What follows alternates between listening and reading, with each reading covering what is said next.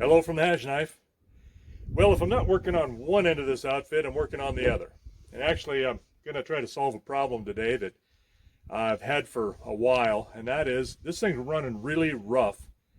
And the check engine light comes on sometimes it clears itself, so it's kind of intermittent. You can't really necessarily tell what the problem is.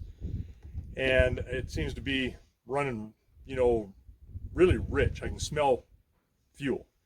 So it's kind of due for a tune-up anyway, or was.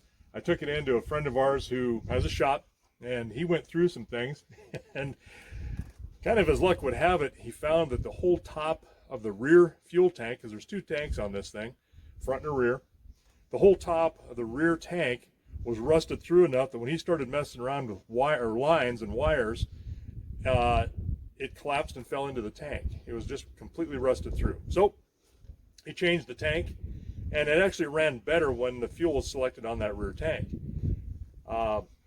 Engine light was clear. We kind of did a tune-up at the same time while it was at it. And then, as I started driving it home, started running rough again. Well, we needed the pickup, had to have it, couldn't do without it. So I've kind of let it go for a little while. And now that we're feeding cows again, I really can't be without it. So I'm sitting here racking my brain. What could it be? Why would it run rougher on a tank that we changed out brand new? And then it finally occurred to me, this isn't really about a tune-up problem at all.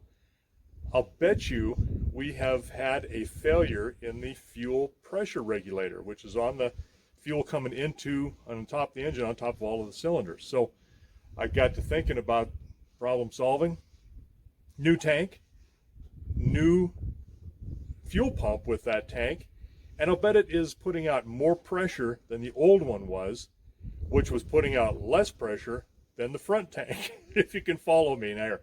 So I've got more pressure coming in, and the fuel regulator pressure regulator has failed, and it's continuing to get worse and worse. And then with this better fuel pump in the rear tank, it's just making it worse. So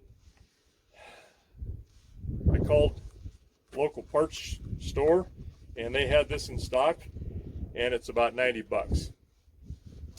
$90. So what I'm going to do is swap these out, because here's where I'm looking, is I can drive this to town, be without it for several days, and really create a hardship for ourselves, or I can take a part that I pretty well think we've reasoned out that this is the problem. And I actually went on FaceTube, or YouFace, or actually YouTube. You'd be surprised what you can learn on that thing. And I always mistakenly thought, most of the time that a fuel pressure regulator would fail to where you'd have no pressure and it would be hard to start and it wouldn't start. Well, this is the opposite problem. And I think, it can go either way. So we're going to give this a shot, see what happens. So stick with me. Well, here's under the hood. And there's our part down there, that cylindrical thing with the black hose sticking out the top. It's a vacuum hose, and it's just got a couple of hex type Allen screws in there that holds it in. And I'm not one to change parts out for the sake of changing parts out, but in this case I think we pretty well nailed it and eliminated most everything else. But for the time that it would take to have this out of commission, and the expense alone in fuel to drive it down and back, kind of warrants doing this, and it's probably just not a bad idea. So we'll swap it out. When I pull this thing out, we'll kind of explain and show how it works. Okay. Some of my tools around, and this is always fun laying on your stomach, but that's what it is. And I've looked at this, and I just don't think we can get this thing down in there. We're going to replace it and keep it nice and clean. That's one of the important parts on this too. I've got another hose that comes off of this guy on the bottom here. Let's take it apart. And if you're doing some of this stuff, you get something a little more complicated, always a good idea. And anymore, it's different. when I was a kid, I got my butt chewed for not tearing into something when I could have. That's come off nice. Nice and easy. Almost too easy. Because I had went back to the ranch and not tore apart on a swather a piece of rod, or well, it was an arm that went through a bearing that had failed. And I was only about 12 years old. I got my butt chewed for not trying that, and I was afraid to tear it apart because I didn't want to not remember how to do it. And my dad gave me a good lesson on, you will scratch it in the hood of the pickup in the dirt, make a picture somehow. That I'd like to get that off of here without removing this, but this has got to go. So that was a good lesson. And now with cameras on everybody's phone, God, that makes it so easy to be able to see something even ahead of time and see what you got to do when something's in a tight spot. You got to make a plan of attack, and then also to peel that. Ooh, there we go. Peel that off. Hey, look at that. That gets us a little closer. Okay, now pull the coil wire off of this, lay it back, and pull our vacuum, making sure that it's all okay and inspecting it. Make sure there's no holes in it. That would be the only other thing that would be a problem. And usually if it's like that, you're not going to see any great performance out of it. It's got to run on the vacuum of the engine. All right. So let's see. About the right size. Oh yeah, there we go. Okay. There we go.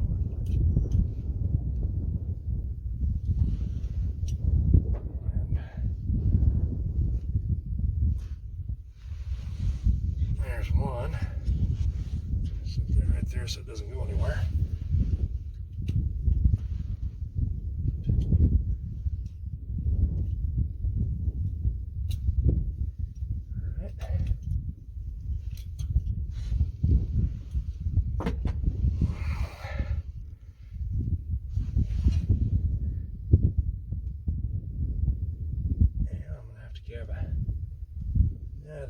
I'm going to grab a bunch of rags just in case something spills out here. It shouldn't, because this engine is cold.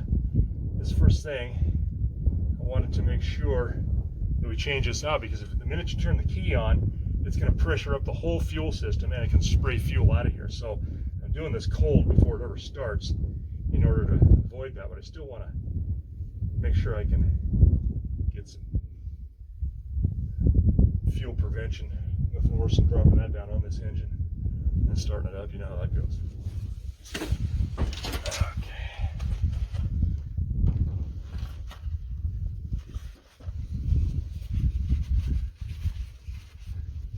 Under here. Got a last screw out. Let's see. Gently move this. Get up. There we go. Boy, that's easy. That's pretty clean. So, fuel comes up into here. It regulates the pressure on a plunger in there, and a bypass allows that fuel to come back out here and drain back to your tank. And so we have failed somewhere in there. And, tiny little booger. Good. All right. So I'm gonna grab my part.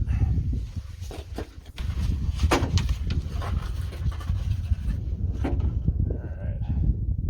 This has got a little bit of lubricant on those O-rings. So that'll be good to push in here. Set that down in. Even. Alright, it's kind of seated. Boy, that's just too darn easy. Liking that. Liking that. Okay, start a couple of screws here, back in. Then by hand, that's pretty easy. One started. any fuel come out of that at all. So that being depressured really helped a bunch. Okay. My other screw.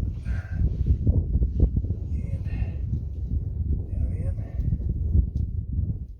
Alright, it started. Alright. Now, here's where I go. There we go.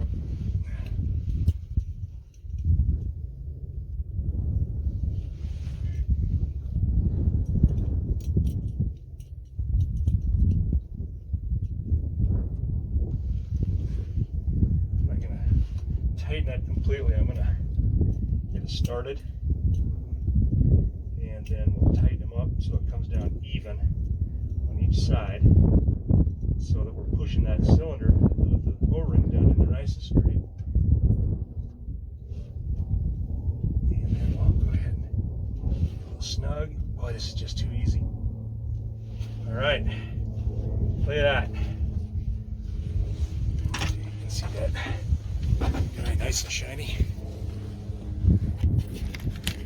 Yeah, it's kind of hard to see with this. There we go. There's the new one. Back in there. And we'll just hook everything back up. Put that vacuum back on. And seat that hose nice. Boy, that was easy. Way easy. That was nice and clean down in there too, so that helps. Pulling that off. All right. Put everything back together. Put our coil wire back on. Don't want to forget about that or we'll never get that started. Wonder how that happened. Good. Okay. All right. Now to put our intake back on. I was able to get a little more legs on this tripod for you. Dang it. Should have done that before. Anyhow. So, I'm going to put this back in place, and I'm going to go back exactly like it came off. Hopefully, without too much complication. Get started. There we go. And our air filter sits right inside this box. There. Any dust accumulation should, there we go, take care of that upstream but not downstream, so we kind of want to make sure we're nice and clean. Appears that we are. I'll hook my bottom hose up. Everything looking good. These two in place. There's one. Started, there we go. Pop, pop. Alright, now. Man, this is nice. About as easy as I could hope for. This metal's cold on this engine. It's about 35 degrees or so, which isn't horrible, but it was sitting out all night waiting for me to do this. So my prep work started yesterday afternoon, early evening, to set this here and let it make sure that that fuel line or fuel lines all depressured, and that worked out well. That's got to go in just a little further. So that's a good safety thing there, making sure that that fuel didn't spray, and it hardly even dripped out of there. Let's see if I can get much out of this before we start this up. I'll explain how this works. A little bit more.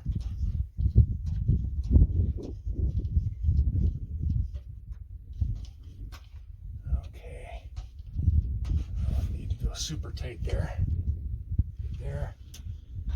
That one's good. Double check. That one's good. Ow. And then these guys.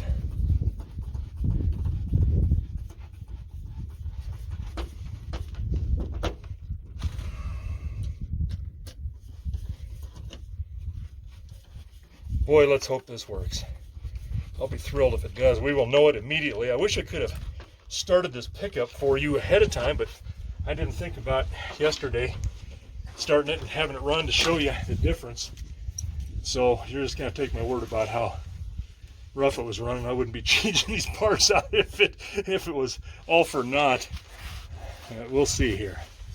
Let's grab our old part. These O-rings. Whoop. O-rings. So the vacuum, as you rev your engine up, it pulls a higher vacuum, which lifts up this little plunger in here and allows only so much in. It regulates that pressure that's set with this little ingenious idea. I'm just going to stick it back in the old box. Yeah, there's fuel in there. Not much, I'll be darned. I thought that would run out of there a little better. Anyway, okay. Let's pull my tools out of the way. And we'll go over and start this. Alright, so I'll show you this fuel selector in here. You can see the filler caps for the front and rear tanks. So we change that rear tank out. Here's our selector switch, which is good to be able to determine which is fuel tank we're on, and if they don't fail, both of them. And we'll see if this thing starts. Whoa! Boy, that already runs nicer. Goes to an idle. Let's swap tanks. Now it should go really, just almost quit. Cross your fingers. It's reading the fuel tank. A little low on that end, that's all right. Boy, that hasn't at all changed idle speed. Boy, that is nice. Nice, nice, nice. Go back to the better tank. It's indicating on that tank, at least the float is.